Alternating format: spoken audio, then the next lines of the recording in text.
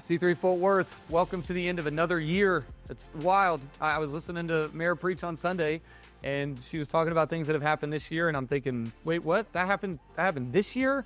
It seems like time doesn't make sense anymore. But you do get to an end of the year like this, and you think about the ups and downs. You think about how all of us are arriving here in a bit of a different place or shape or moment in our lives, and for various reasons. But one thing that has remained consistent for us, and the thing that Meredith and I have witnessed in this community, is the way you show up for one another. Through all the ups and downs and difficulties and celebrations and all of it, you have consistently shown up. You've consistently loved and served and cared for one another in the way a community of Christ should. And we are so grateful for that. We are so thankful that you have owned it, where you have really, truly said, this is my family and I will treat them as such. And it's just been a real joy to see the way you have loved one another and shown up for one another. I mean, I get stopped a couple weeks. In fact, it just happened a couple weeks ago. Someone stopped me and said, hey, I need you to understand something. I've been to a lot of places, but this place is different. This place is special. Just a few months ago, someone stopped Meredith at the end of the service and said, this has changed my life. And I think there's a lot of us that have stories like that, whether it be a complete turnaround or just that the Lord moved us another step forward. The Lord is using this place to really transform lives, from baptisms to new tables starting, to old tables continuing, to all different kinds of things, people jumping into new teams and all that's happening around the space, including people using this space to step into the gifting and the calling for their lives. It's been really special. The day that sticks out to me is Dedication Sunday, when friends and family showed up to pray over and dedicate the space. And it was a special day. And there's still, I think, some confetti falling from the rafters if the bass hits just right. But it was a really, truly special day. And I felt like it was the day the Lord began to move us into a new thing. And it's the day from where we were sowing seed and watering it to now we get to step into a season of bearing fruit. Psalm 1 says that we would be like those who would plant a tree along the riverbank, and we will bear fruit in season. And in fact, we're going to start next year right there. We're going to start with 21 days of prayer and fasting in Psalm 1 and Genesis 2 about what it is to be a placed people who live with purpose, who cultivate the garden of our lives, and who make sure that we are doing fruitful work. And we're going to seek the Lord in that season.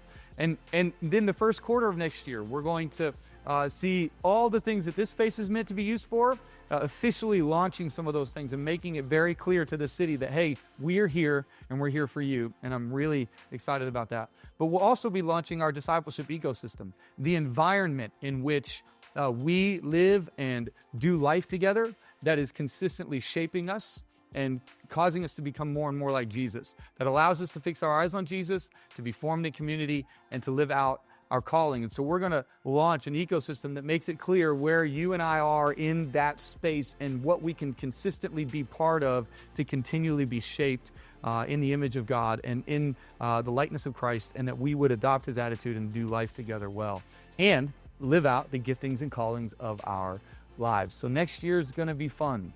Of course, it's going to bring its own challenges, but I believe the Lord has been preparing us, and that the spring is coming, and that the fruit will be born in 2025.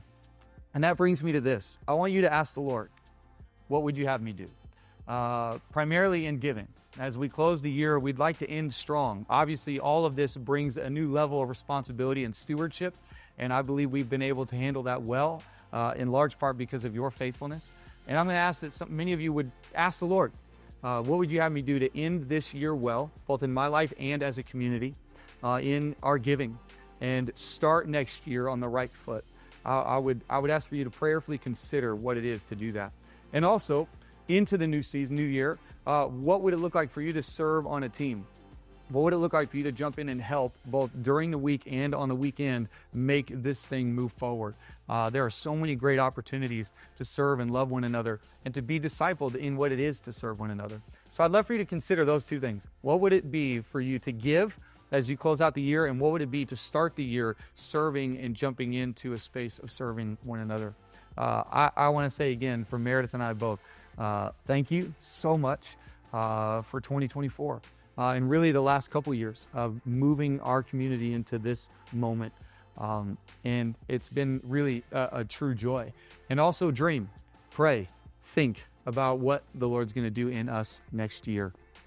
And as you go through the Christmas holidays and the new year, We pray that God blesses you and keeps you and makes his face shine upon you. We love you and thank you so much. See you soon.